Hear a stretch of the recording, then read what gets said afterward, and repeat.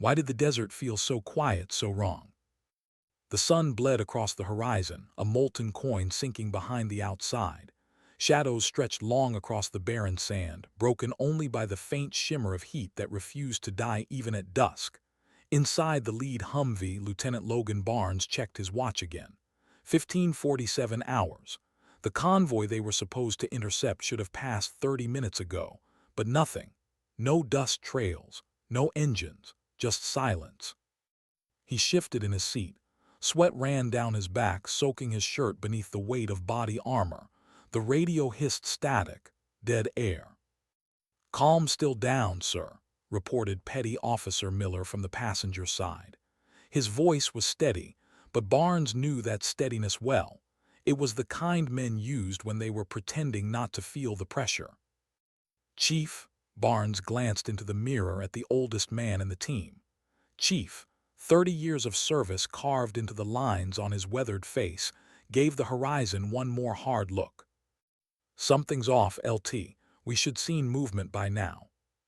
And then the world split open. The sharp crack of an RPG tore the silence apart. The Humvee behind them disappeared in a bloom of fire and black smoke. The concussion rolled through Barnes' chest, rattling his teeth. He didn't remember pulling open the door.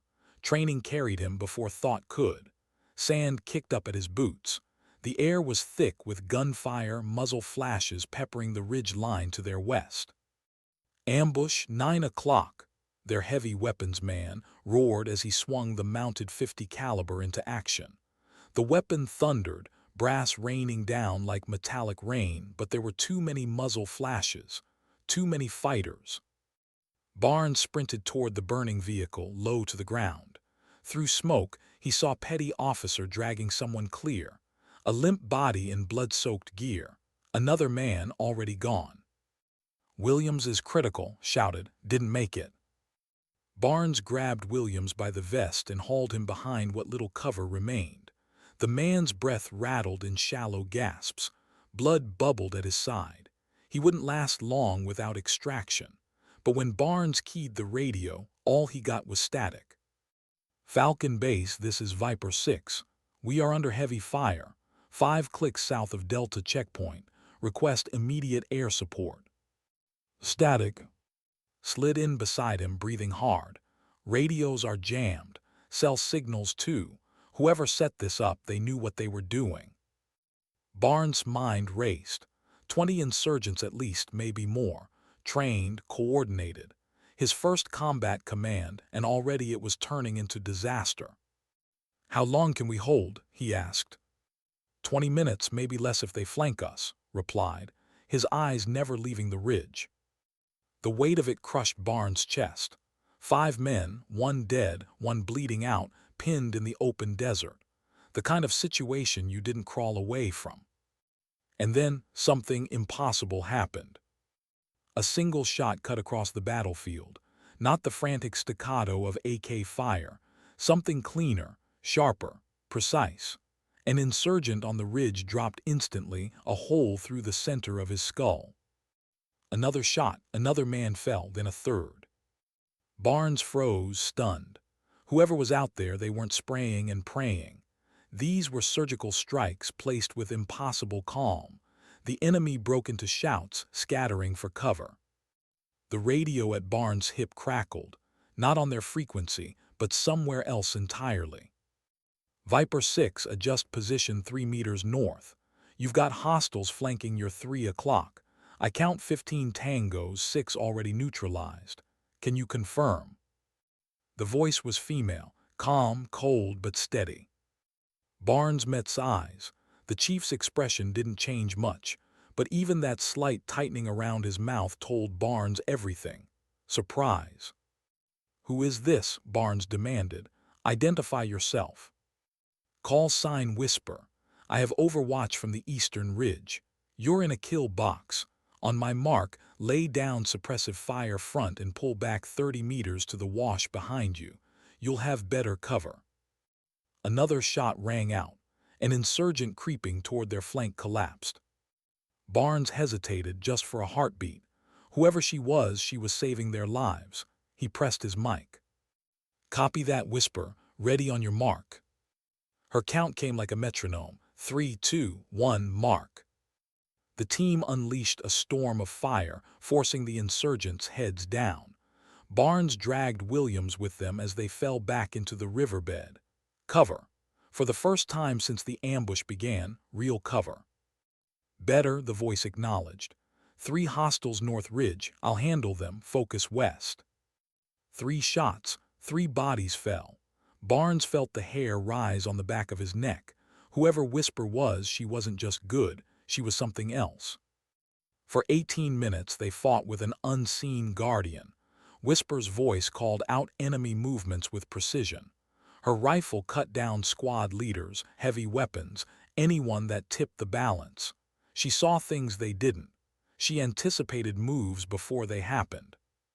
And then, when reinforcements appeared, a truck rumbling toward the fight, 3 shots in rapid succession turned it into a coffin on wheels. The driver and 2 passengers dead before the truck rolled into a ditch. The surviving fighters broke, retreating into the northeast. "Last 4 tangos retreating," Whisper reported. "Air support inbound, 7 minutes, hold position." As if on cue, their real radio came back to life. "Falcon Base. Quick reaction force inbound. ETA 9 minutes. Barnes keyed the secure channel again. "Who are you? How did you find us?" For a moment silence, then the calm voice replied. "Maintain security. Hostiles may return. I'll cover your." "Whisper." "Someone who reads the wind," she said. "Ghost Ridge sends regards." Then nothing. When the quick reaction force arrived, there was no sign of her. The eastern ridge was empty, as if she had never existed. Except. "Sir," said later, handing Barnes something he'd found in his pocket. It was a spent cartridge, Winchester Magnum, scratched into its brass base 4 letters GRIDG. "Ghost Ridge." Barnes turned it in his palm, the metal warm from the sun. A message, a mark, or maybe just a reminder. But what struck him most wasn't the precision of her shots or the mystery of her presence. It was the voice, calm, unshaken, a voice that didn't just kill, it carried something else, something heavier. Like she had done this before, like she had lived here in these shadows far too long. Barnes couldn't know it yet, but Whisper wasn't just a sniper. She wasn't just a soldier. She was something the military never acknowledged but could never erase. A ghost who appeared when hope was gone and vanished when her work was done. And for the rest of his life, Barnes would remember one truth. Sometimes, the most dangerous thing on the battlefield isn't the enemy in front of you. It's the ally you don't understand. Why did the cartridge feel heavier than it should have? Lieutenant Logan Barnes turned it over in his hand, again and again, as he sat outside the command center at Forward Operating Base Falcon. A single spent casing. Winchester Magnum. 4 letters scratched into its brass base, GRIDG Ghost Ridge. It had been hours since the firefight, but the echoes hadn't left his body.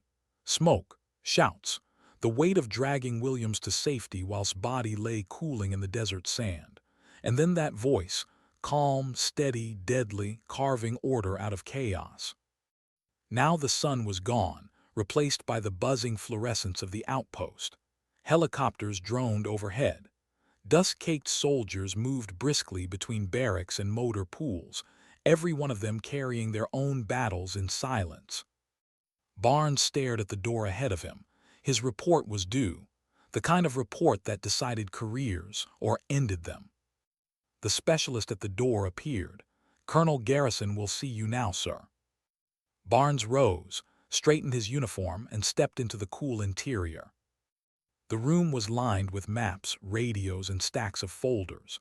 At the far end sat Colonel William Iron Bill Garrison, 68 years old, silver hair, blue eyes so sharp they looked like they could slice through steel, a living relic from another era, Vietnam, Desert Storm, all of it etched into the grooves of his face. "Lieutenant," Garrison said, gesturing toward the chair opposite. "Rough day." Barnes sat. His mouth was dry, Critical but stable, sir.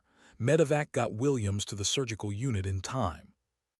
Garrison nodded, and Barnes swallowed hard, killed in action. The colonel's expression didn't shift, but his eyes softened in a way that carried more weight than words. First man lost under your command.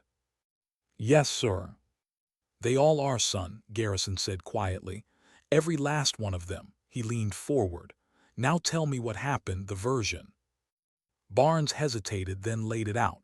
The ambush, the jamming, the fighters who weren't just irregulars, they were trained, disciplined, the mounting pressure, and then the voice, the impossible shots, the coordination from nowhere. A female voice, sir, call sign Whisper, eliminated 11 hostiles from extreme range, directed our movements, kept us alive. Garrison listened in silence, hands folded, expression unreadable. Only when Barnes placed the casing on his desk did something shift. The colonel picked it up, turned it between his fingers. His thumb brushed across the crude etching, Ghost Ridge. Recognition flickered in his eyes, quickly hidden, but Barnes saw it. You know what this means, sir? Barnes asked. Garrison set the casing down slowly. It's not in any official record, Lieutenant. Certainly nothing you need to concern yourself with. With respect, Barnes pressed, whoever Whisper is, she saved my team. She knew our call signs. She accessed secure frequencies. She knew about air support before our comms were restored. That's not chance. The colonel studied him for a long time. Finally, he stood. Walk with me. They stepped out into the evening air, moving past the rows of sandbags and razor wire until the desert stretched beyond the perimeter fence. Garrison stopped, hands behind his back, and stared into the fatting horizon. What I'm about to tell you doesn't exist, Lieutenant. If asked, this conversation never happened. Barnes nodded, his heart picked up. Ghost Ridge isn't a what, it's a who, Garrison said at last. And this isn't the first time they've appeared when men were about to die. He spoke slowly, as if dragging memories from a place he rarely allowed himself to visit. Desert Storm, 91. My unit was pinned down near the Kuwait border, outnumbered, no extraction in sight, and then precision fire started cutting down Republican Guard officers like clockwork, one after another. A voice on a frequency that shouldn't have existed guided us out, calm, female, like she was seeing the battlefield before it happened. Barnes stared, the same person. Same call sign, Garrison said. Same impossible skill set. That was 12 years ago. But that's impossible, Barnes muttered. The colonel's gaze hardened. The brass wrote it off as combat stress, guardian angel stories, hallucinations under fire, but I knew what I saw, what I heard, and now you've seen it too. Barnes pointed at the casing. Then what does Ghost Ridge mean? Garrison's voice dropped lower. Have you ever heard of the Phantom Protocol? Barnes shook his head. Good, because officially it doesn't exist. During the Cold War, certain assets were developed. Operators who couldn't function inside the normal military structure. People with extraordinary skills but no place in the system. No records, no chain of command, no oversight, ghosts in the truest sense. Barnes' throat tightened. You're saying Whisper is one of them? I don't just believe it, son. I know it, Garrison replied, eyes steady, because I helped build the program. The words hit harder than incoming fire. Barnes felt the ground shift beneath his boots. The question you should be asking, Garrison continued, is why a ghost would appear for you. These assets don't just wander, they deploy for reasons. Before Barnes could respond, he felt something in his cargo pocket, a weight that hadn't been there a moment before. He reached in and pulled out a folded slip of paper. Coordinates, a time, 200. He looked up sharply. Garrison studied the paper, then gave a thin smile. Looks like you've been invited. Sir, if this program is as classified as you say, why tell me? Because sometimes the system fails those it's meant to protect, Garrison said, turning back toward the base. And when that happens, good men need to know there are alternatives. Barnes stood frozen, the coordinates burning into his palm. He had more questions now than when he walked into the colonel's office, and a growing sense that he was being pulled into something far bigger than a desert ambush. Something that had been waiting for him. Long before Iraq, long before his first command, maybe long before he was even a soldier. Because if the colonel was right, then there had always been someone out here, a ghost in the crosshairs. A woman who lived in shadows, keeping men alive who would never know her name. Barnes looked down again at the coordinates, 2 in the morning. Somewhere out in the dark, she was waiting. Why was she there at all, when every rule said she shouldn't have been? The night sky over Kuwait in February 1991 burned with stars, a canopy of light unspoiled by cities but heavy with the smoke of a war unfolding beyond the horizon.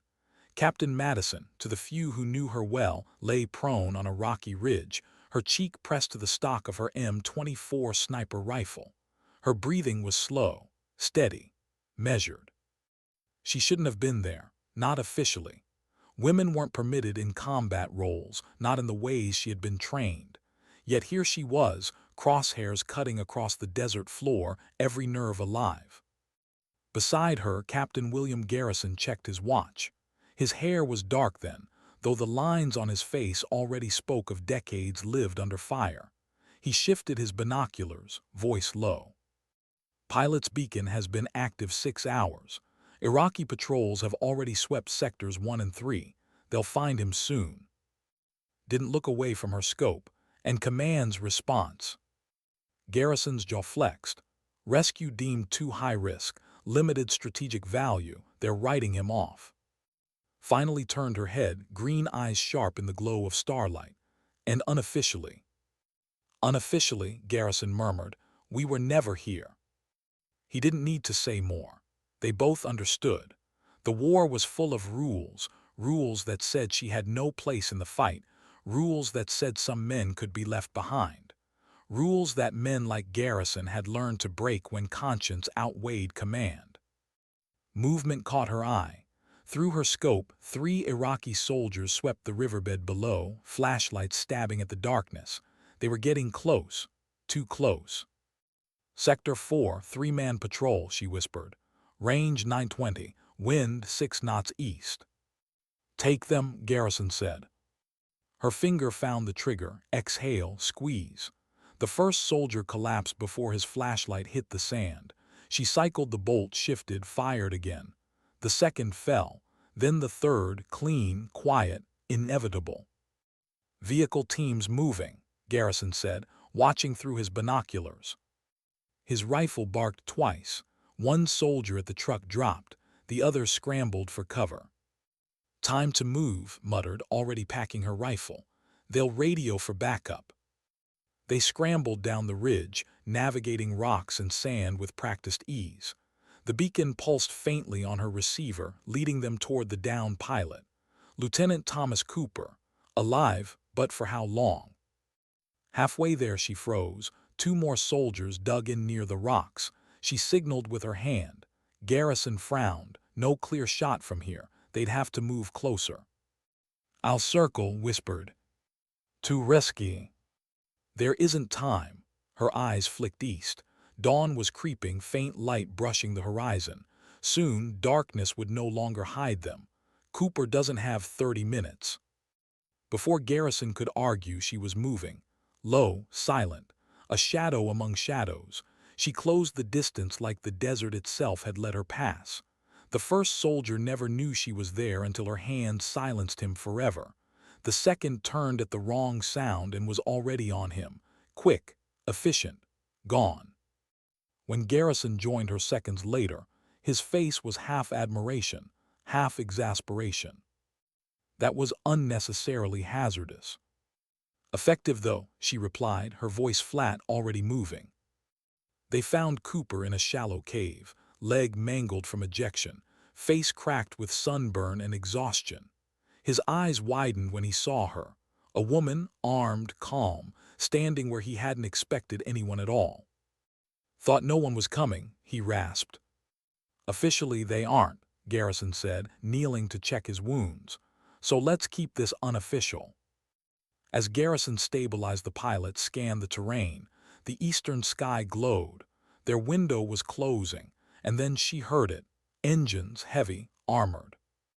Vehicles, she hissed. BTRs, at least two. Garrison's face darkened. They must found the bodies.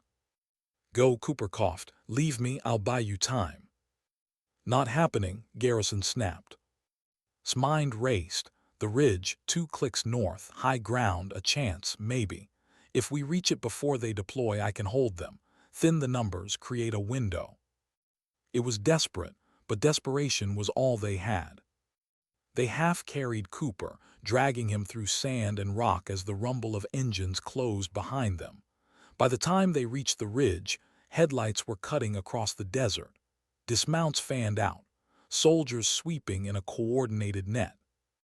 8 dismounts, 2 with vehicles. Range 750, she reported, already assembling her rifle. Make them count, Garrison said. Took a breath, the wind whispered. She listened, adjusted, fired. 1 shot, 1 kill, again, and again. Her world narrowed to crosshairs and breath, trigger and bolt.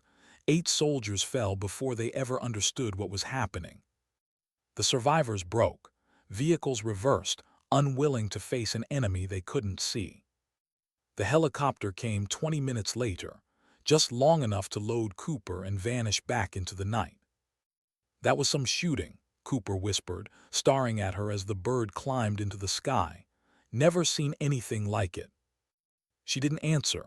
Her eyes were already on the horizon. Dawn had broken, and with it came consequences. Unauthorized mission, violation of every policy, a female sniper where no record allowed her to be. Garrison read her silence. I'll handle Mercer, he said. Major James Mercer, the one who had forbidden the rescue, the one who had looked at like she was a mistake in uniform. His wrath would be swift, but Garrison's word was iron. He would shield her name, shield the mission. For now. But rumors spread as they always did. Whispers of a guardian angel sniper who appeared when hope was lost, of shots at impossible ranges, of a woman no one admitted existed. 2 weeks later found a cartridge casing on her bunk, her own round, scratched into its base, Ghost Ridge. She held it in her hand, thumb tracing the crude letters, and realized something. She had stepped off the map, out of the chain of command, out of the official history of war, and into the shadows, where her name would never be spoken, but her presence would be felt by those who lived because she had been there. It was the beginning of a legend, and the end of everything else. Because once you enter the shadows, there is no way back into the light. Why did the room feel colder than it should have, when all they were doing was talking? The Pentagon, May 1992. Fluorescent lights cast hard shadows across the long conference table. Senior officers sat stiff-backed in polished uniforms, ribbons lined across their chests, each one a career carved out of tradition. At the far end sat Major William Garrison, service dress immaculate, voice steady. But inside he carried something more than protocol. He carried memories of men nearly lost, of a pilot saved in defiance of orders, of a woman who had rewritten the limits of war and been erased for it. Garrison began, his tone measured. The nature of warfare is changing. Our conventional forces remain the strongest in the world, but recent operations have exposed gaps that cannot be filled by traditional channels. Brows furrowed, pens clicked. One of the general's Air Force, decades of conventional thinking etched into his posture, frowned. You're proposing a black ops unit. We already have those. Garrison's gaze was calm. Not a unit, a protocol, a methodology for identifying and deploying individuals who cannot exist in the record books, but who, in the shadows, save lives that otherwise would be lost. He slid folders across the table. Inside, after-action reports. Incidents where lives had been preserved not by official forces but by an asset who wasn't supposed to exist. He didn't name her. He didn't need to. The Marine colonel flipped a page, his eyes narrowing. "You're talking about Captain Madison, aren't you? The sniper who supposedly rescued that F-16 pilot." A ripple went through the room, some dismissive, some curious. "Captain Madison is one example," Garrison said, his voice unflinching. "An operator whose gender officially excluded her from combat, despite possessing skills superior to any male sniper in theater." "Dangerously close to insubordination," General Phillips cut in sharply. "The combat exclusion policy exists for a reason." "With respect, sir," Garrison replied evenly, "policy should not supersede capability, especially when American lives hang in the balance." A silence settled, the kind of silence where careers tremble. Finally, another general spoke, Army Special Operations. His eyes were sharper, his voice slower. "What exactly are you proposing, Major? Spell it out." Garrison leaned forward. "A cadre of exceptional operators, individuals who exist outside official rosters, no records, no chain of command, no oversight, ghosts, deployed only in critical situations where conventional forces cannot operate, their actions never acknowledged, their existence deniable." The Marine colonel muttered, almost to himself, "Ghosts." "Precisely," Garrison said softly. "They appear when needed. They vanish afterward. All that remains are results and maybe the whisper of a story." "And who decides which ghosts are chosen?" pressed. "Individuals already demonstrating exceptional ability," Garrison answered. "Men and women whose skills exceed doctrine but who, for reasons of politics or policy, cannot serve conventionally. A sniper who isn't allowed in combat. An operator whose methods defy regulations. A specialist whose background disqualifies them from service. Misfits to the system, but saviors in the field." Phillips scoffed. "You want us to fund military outcasts, misfits who don't follow the rules." Garrison's voice didn't rise. It didn't need to. "I want us to admit that sometimes the rules themselves are the limitation. The enemy doesn't care about our policies. They exploit them. Phantom Protocol would give us assets who are not bound by those same limitations." The words hung in the room, heavy, dangerous, necessary. Finally, Colonel Henderson of the Marines broke the silence. "The deniability aspect has merit. Missions that never happened cannot create political blowback." Nodded slowly, "And oversight?" "Minimal," Garrison said. "2 senior officers, dual authorization for deployments. Beyond that, no paper trail. No, they live in shadows." The debate stretched for hours. Risks, logistics, the danger of rogue elements. Yet in the end, something shifted. Against their instincts, against the weight of tradition, they gave provisional approval. A trial, 3 operatives, reviewed in 1 year. As the officers filed out, lingered. "This Madison, she's really that good?" Garrison's eyes were steady. "Better, she redefines what's possible." Studied him, then gave the smallest of nods. "Then you understand. This program will face constant threat. Men will try to kill it in back rooms and budgets." "They won't kill what they can't see," Garrison replied. "That's the point. Phantoms exist only for those who need to see them." 3 weeks later, Madison received orders that weren't orders, a location that didn't exist, a facility in Nevada with no name. When she walked inside, Garrison was waiting. Beside him, a former Delta operator with a record full of both commendations and reprimands, and a naval intelligence specialist whose methods danced at the edge of legality. "Welcome to Phantom Protocol," Garrison said. "Officially, you're all elsewhere, extended leave, training duties, non-operational assignments. Unofficially, you're the assets deployed when everything else has failed." For it was more than orders, it was release. For the first time, she didn't have to fight for her place. She didn't have to prove she belonged. Here, in shadows, she was not a female sniper. She was simply the best. Training intensified, not from manuals, from ghosts of another war. Carlo's legendary Marine sniper, 93 confirmed kills in Vietnam, was brought in as a consultant, retired, ill but still deadly in mind. He studied her as she shot, as she listened to wind, as she adjusted with instinct others could only calculate. "You're not just reading it," told her once, after she placed 5 rounds inside a playing card grouping at 1,500 meters, wind howling across a Colorado mountain range. "You're predicting it, listening for what it's going to do between trigger pull and impact." Her reply was simple, quiet. "The wind talks to you if you let it." Under his tutelage, she pushed limits further. Hours without movement, equations solved in her head, patience honed to steel. And slowly, Whisper was born. Over the next decade, Phantom Protocol operated unseen, never more than 7 operatives, each with skills the world didn't recognize, solving problems the world never knew existed. They appeared when forces were trapped, when politics tied hands, when hope was gone. They vanished without medals, without mention. Stories spread, carried only by those who survived. A voice on the wind, a shot from nowhere, a guardian angel. But for the years were not about legend. They were about weight. Every kill, every mission, every man she saved, and every part of herself she buried deeper in the shadows. When Garrison once asked if she regretted it, her answer was quiet, almost tired.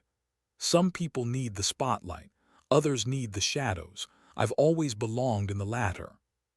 The colonel nodded, but in his eyes was something she never saw, concern.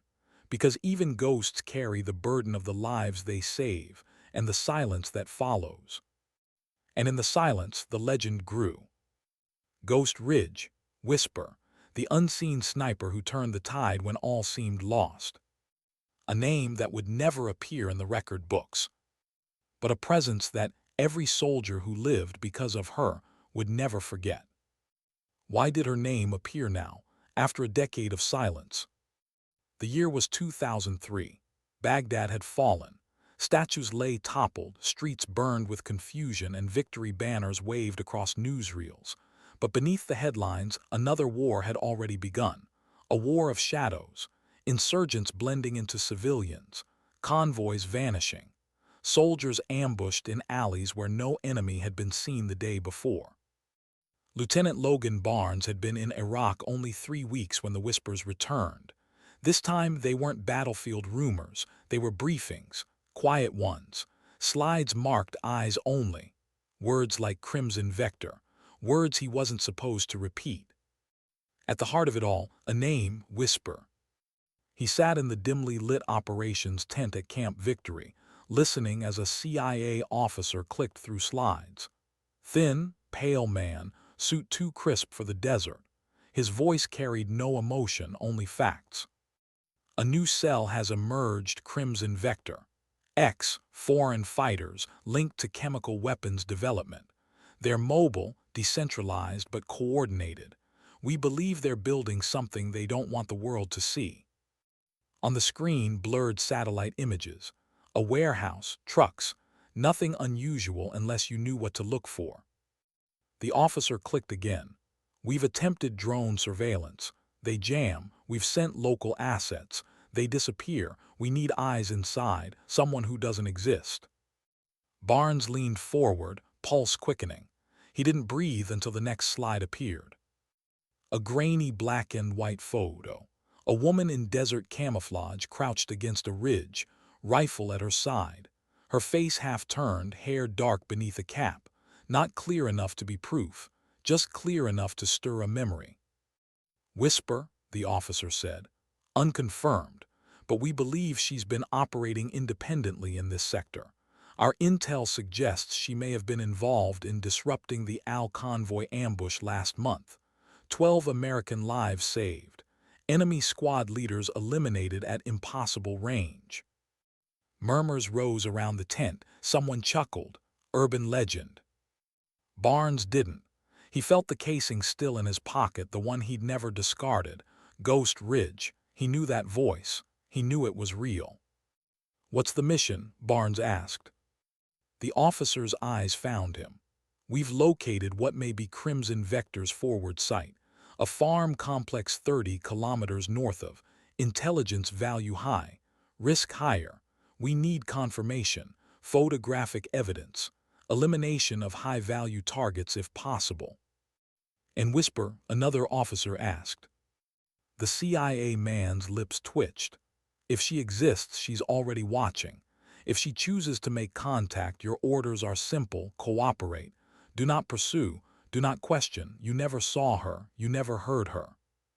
The meeting ended with clipped orders, radios checked, gear packed. But Barnes lingered. He stared at the photo again. That half-turned face, that rifle, that shadow at the edge of reality. Later, outside the tent, Chief appeared at his shoulder. The man's beard was more gray than black now, but his eyes still cut like flint. "You're thinking what I'm thinking," muttered. "If she's out there," Barnes said quietly, "we'll know soon enough." The mission launched at dusk. 3 Humvees, 12 men, engines low as they rolled through farmland where fields turned to dust under the summer sun. The air carried the smell of burnt oil and fear. Barnes rode shotgun in the lead vehicle, scanning the horizon through night vision. The world glowed green, flat, empty, silent. Too silent. The farm complex appeared ahead. Mud walls, corrugated metal roofs, shapes moving inside. The convoy halted. Barnes raised his binoculars. Fighters armed with AKs patrolled lazily, too exposed, too careless. "This feels wrong," Miller muttered. Barnes' gut agreed. Still, he gave the signal. 2 men advanced toward the outer wall, low and cautious. They reached the gate, checked for tripwires, none. And then the gate swung open. The men barely had time to register before the night erupted. Muzzle flashes burst from windows, from rooftops, from every angle. Gunfire shredded the quiet. "Ambush!" someone screamed. Chaos, shouts, men dropping, bullets sparking off Humvee armor, the kind of sudden violence that tore plans to shreds. Barnes returned fire, adrenaline drowning fear. But the numbers were wrong. Too many fighters, too well positioned. Then it happened again. The sharp crack of a rifle, distant but clean, cut through the storm. A man on the roof pitched backward. Another fell before his weapon hit the ground. Barnes froze, chest tightening. He knew that sound. One after another, enemy fighters dropped. Precise, merciless, like the hand of death itself was plucking them from the battlefield. His radio hissed. Then a voice, calm, cold, unmistakable. "Viper 6, north wall compromised, flankers moving, 3 down already, adjust south, now." Barnes' heart surged. "Whisper." He didn't question. He relayed the order, pulled his men south. A hail of fire followed, but it no longer mattered. Because every time the enemy gained ground, a shot rang out from the dark, and another body fell. For 30 minutes it was a dance.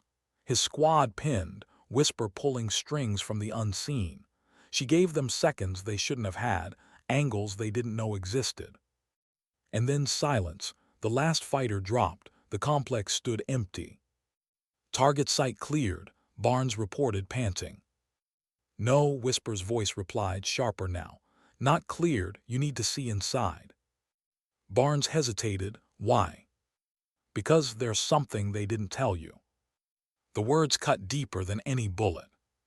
With weapons raised, the squad breached the farmhouse. Dust, darkness, a single bare bulb swinging from the ceiling. And in the center, metal drums, sealed, marked with faded stencils, symbols no one wanted to see in the middle of Iraq. "Chemical storage." "God," Miller whispered. Barnes keyed the radio. "Command, this is Viper 6. We have potential WMD materials at grid." "Static." "Comms are cut again," muttered. Whisper's voice returned, cold and certain. "Leave it, destroy it. Get your men out now." Barnes' pulse spiked. "We need confirmation. Higher will want proof." "Proof will cost you lives you can't afford to lose," Whisper shot back. I've seen this before. The ones who linger become body bags, do what you came to do, then burn it. Her words rang with the weight of something more than orders.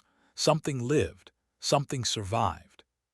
Before Barnes could respond, Miller stumbled against a wall.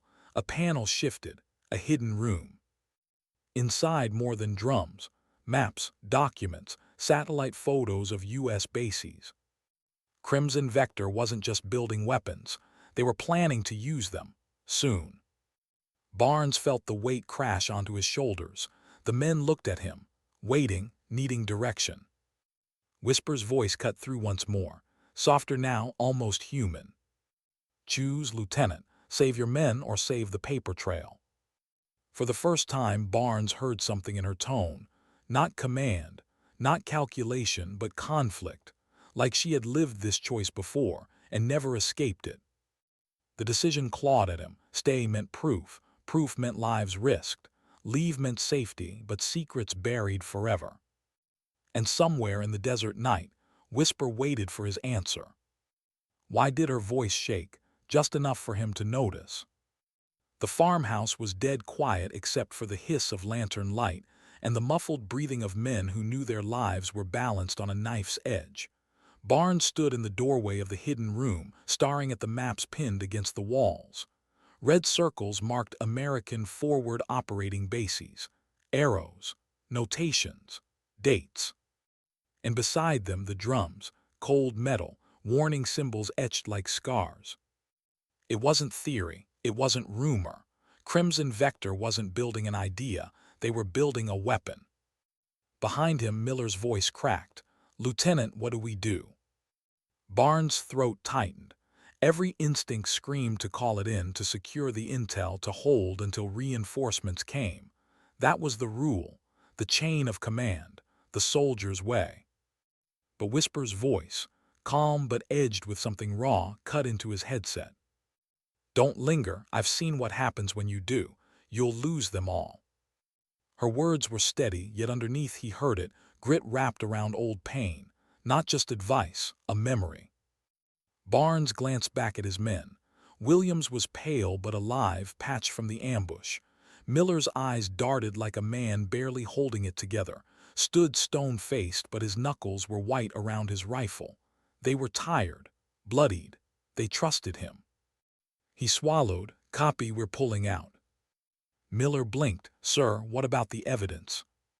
We have enough, Barnes said, forcing his voice firm. We don't need body bags to prove a point. He set charges at the doorway, plastic explosive, wires quick and sure. His men moved fast, practiced. They didn't argue, not out loud. When they filed out into the night, Whisper's voice returned. South Ridge, 1 kilometer. Go now, don't stop. Barnes led the way, dragging his breath through the dust. Behind them, a low rumble grew until the farmhouse erupted in fire, the blast lighting the desert like false dawn. The shockwave pushed heat across their backs. They didn't look back, not until they reached the ridge, collapsing behind rocks as dust rolled past them. Only then did Barnes allow himself a breath. He keyed the radio again. Whisper, report. Static. Then faint, you chose well. And silence. When the QRF arrived hours later, they found only smoldering ruin. No drums, no maps, no trace of what Crimson Vector had been building. In the debrief tent, the CIA man's jaw tightened as Barnes gave his report. We found a stockpile of chemical precursors, hidden documents suggesting operational planning. The site was destroyed to prevent capture. The officer's eyes narrowed. And where is this proof? Barnes held his ground. Obliterated, sir, along with every man who would died if we'd stayed. A long silence stretched. Finally, the officer muttered, convenient. Barnes leaned forward, his voice low but steady. You think it's convenient? Go ask the families of the men who came back. See if they'd prefer their sons in boxes so you could have your paperwork. The officer's lips pressed into a thin line. He said nothing more. But later, when the tent emptied, placed a hand on Barnes' shoulder. The chief's voice was quiet. You sounded like her. Barnes blinked. Like who? Whisper. The word hung between them, heavier than rank, heavier than orders. That night sleep wouldn't come. Barnes lay staring at the canvas ceiling of his cot, turning the decision over in his mind. He had followed her. He had trusted a voice he couldn't see, and his men were alive because of it. But still the doubts gnawed. What had been in those documents? What secrets had gone up in flames? What proof had he erased forever? At dawn, as the camp stirred awake, a shadow fell across his cot. "Walk with me, Colonel Garrison." They moved outside the wire, the desert air sharp with early morning chill. The older man's pace was slow, deliberate. "You heard her, didn't you?" Garrison said without preamble. Barnes hesitated, then nodded. The colonel's eyes narrowed against the horizon. "And you listened." "She saved us again." "She always does," Garrison murmured. For a moment, the desert seemed to hold its breath. Then Garrison spoke again. "Do you know what makes Whisper different from every other operator who's passed through my hands? It isn't the rifle. It isn't the skill. It's the weight she carries. Every life she saved is another stone in her rucksack. And every decision to walk away from proof, from orders, from chain of command, it carves a scar deeper than any bullet." Barnes swallowed. "I heard it in her voice, like she'd been here before." "She has," Garrison said quietly, "and it broke something inside her, but still she answers. Still she pulls men back from the edge." He stopped, turning to face Barnes fully. "The question is, how many times can she do it before the shadows eat her alive?" Barnes didn't answer, couldn't. That evening, as the sun bled out across the sand, he found a casing in his rucksack. Same as before, spent brass, scratched letters, Ghost Ridge. But this time there was something else. A single line etched along the side. "The silence is heavier than the shot." He turned it in his hand, thumb tracing the words. For the first time he wondered, not just who Whisper was, but how long she could endure. Because if the silence was heavier than the shot, then one day, silence might be the only thing left of her. Why did it feel like the enemy already knew every step they were about to take? The convoy rolled out of Camp Victory under the dull glow of a fatting sun. Barnes sat rigid in the lead Humvee, eyes scanning the horizon. His men were tense, too tense. Even, who usually carried silence like armor, tapped his fingers on his rifle stock. The mission briefing had been vague, a follow-up sweep north of a routine patrol. But Barnes' gut told him different. Ever since the farmhouse, Crimson Vector had gone dark, too dark, and when enemies vanished, it was never by accident. 3 miles out, the road narrowed between low earthen ridges. Perfect ambush terrain. Barnes keyed the radio. "All teams, keep eyes up, something's off." Before the last word left his mouth, the world erupted. A pressure mine detonated beneath the second Humvee, flipping it into the air like a toy. Fire and steel rained across the column. Gunfire poured down from the ridges, sharp, disciplined, merciless. "Contact left and right," roared. Barnes felt the shockwave punch through his chest. His ears rang. He ducked low, heart hammering. Through smoke, he saw Miller crawling from the wreckage, blood down his face. Another man was screaming, a sound too raw to forget. And then her voice. "Viper 6, Ridge Line East. 15 hostiles, 8 already sighted. You've got 90 seconds before they push the flank." "Whisper." Relief shot through Barnes, then anger. "Where the hell are you? We're blind down here." "Alive because of me," she snapped back. "South Wash, move now." Her words cracked like orders, not suggestions. Barnes hesitated, torn. Command protocol demanded he hold ground, call reinforcements, push through. But Whisper's voice carried a truth the manuals never did: certainty. "Move," she barked. He chose her again. The squad scrambled through dust and fire, dragging wounded, stumbling into the wash. Cover at last. Above them, shots rang out, hers. each one dropping another fighter before they could close. But this time, something was different. Her voice wavered. Not in accuracy, her shots were perfect as always, but in tone. Between commands, Barnes caught something raw, a hitch in her breath, a tremor she never let slip before. 3 North Ridge, correction 2. 1 dropped, 2 remaining, hold steady, she cut herself off. For a second, silence. Whisper, Barnes demanded. Another crack of her rifle, a body fell, her voice returned, still with you, keep moving. But the mask had cracked. By the time air support arrived, the ridges were clear. The enemy retreated, leaving bodies scattered across the sand. Back at camp, the men moved like ghosts, 2 dead, 3 wounded. The medics worked in silence. Barnes sat outside, blood drying on his hands, the casing from his pocket rolling between his fingers. When Garrison appeared, his face was harder than stone. You listened to her again. She saved us, Barnes said flatly. She's unraveling, Garrison countered. Barnes looked up sharply. What do you mean? The colonel sat beside him, voice low. Madison has been living as a ghost for over a decade. Do you know what that does to a person? To exist only in shadows. To carry lives saved and lives lost in silence, without recognition, without relief. Barnes swallowed. She sounded different this time, almost broken. Of course she did, Garrison muttered. Because every ghost eventually realizes the truth. You can save 1,000 lives in silence and the world will never know your name. You can bleed for men who will never thank you. And eventually, the silence eats away at who you are. He leaned forward, eyes sharp. The question is, how long before the silence swallows her whole? Barnes felt a knot twist in his chest. He thought of her voice in his headset, the crack in it, the weight behind her warning. The silence is heavier than the shot. That night he couldn't sleep, again. At 200 he found another casing on his cot, brass gleaming in the lantern light. Scratched words, do not follow me. And yet he wanted to, needed to. 2 days later, Crimson Vector struck again. This time not at soldiers but at civilians. A convoy of aid workers ambushed outside, burned vehicles, dozens dead, no survivors. In the briefing room, the CIA officer's voice was sharp with anger.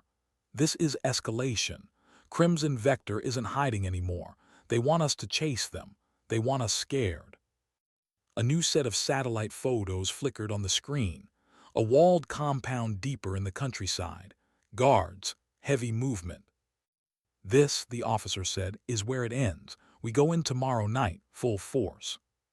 Barnes stared at the screen, his gut clenched. It felt too neat, too obvious.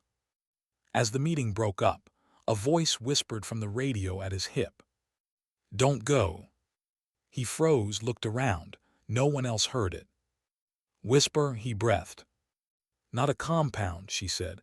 A trap. I've seen the patterns. Same as Basra 91.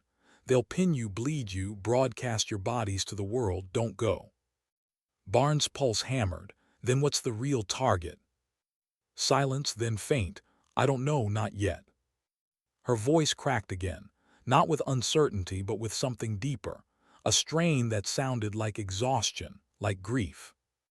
Trust me, she whispered, even if it kills me. Then the line went dead.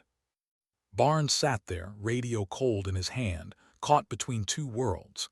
The command that gave him orders and the ghost who had saved his life, but might now be slipping away. Which path was real? Which voice could he trust? He didn't know. But he knew one thing. The next time Whisper called, it might not just be his men's lives at stake. It might be hers. Why did it feel like she already knew how this would end? The night was windless. The desert stretched endless under a silver moon, the silence heavy as stone.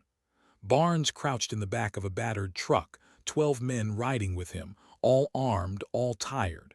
Ahead, headlights cut through dust as the convoy rolled toward the target compound. Officially, the mission was simple. Hit Crimson Vector's stronghold, seize intel, eliminate leadership. Unofficially, Barnes' heart beat to a different rhythm. Whisper's warning echoed in his skull. Don't go, it's a trap. Every bump in the road felt like a countdown. Chief leaned close. You don't believe in this op. Barnes' jaw tightened. It doesn't feel right. It never does, muttered. They crested the final ridge. Below, floodlights cut the darkness.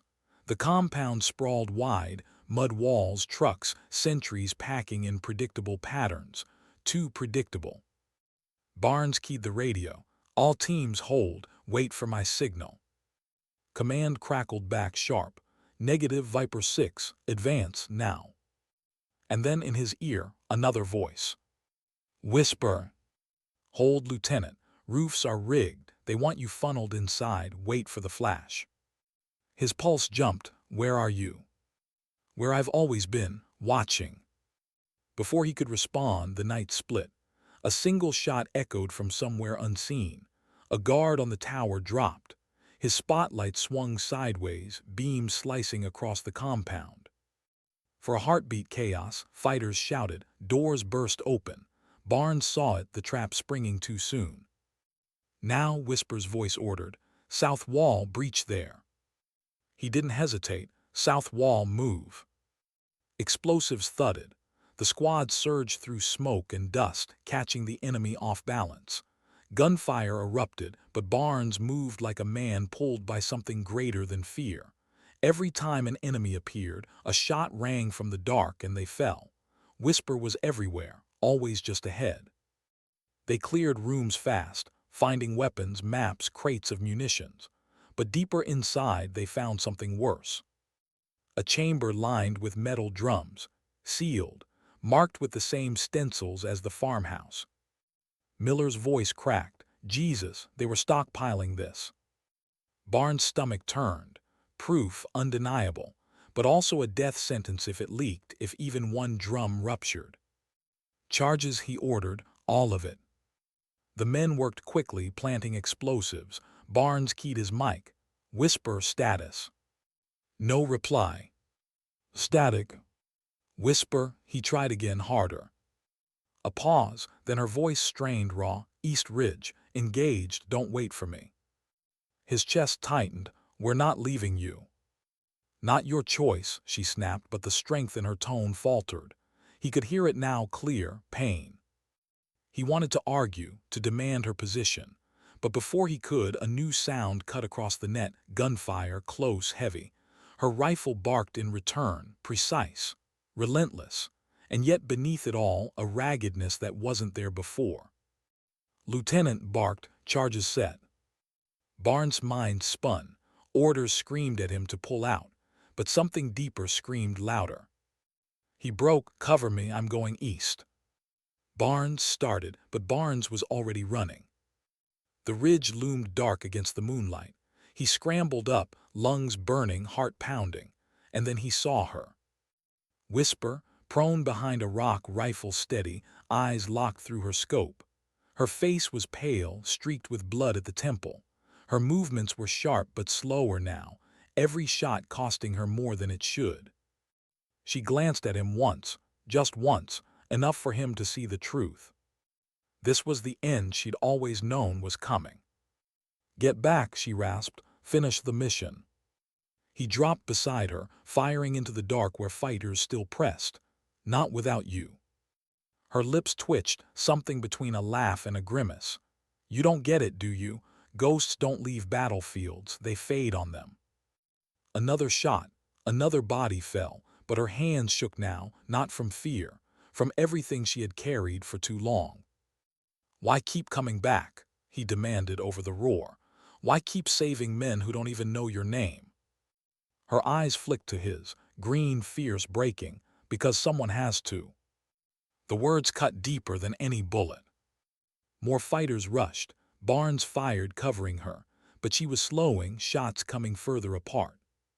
Whisper, the name slipped out before he could stop it. Her eyes hardened. How? Garrison, he said quickly. He told me enough to know you're not just a myth.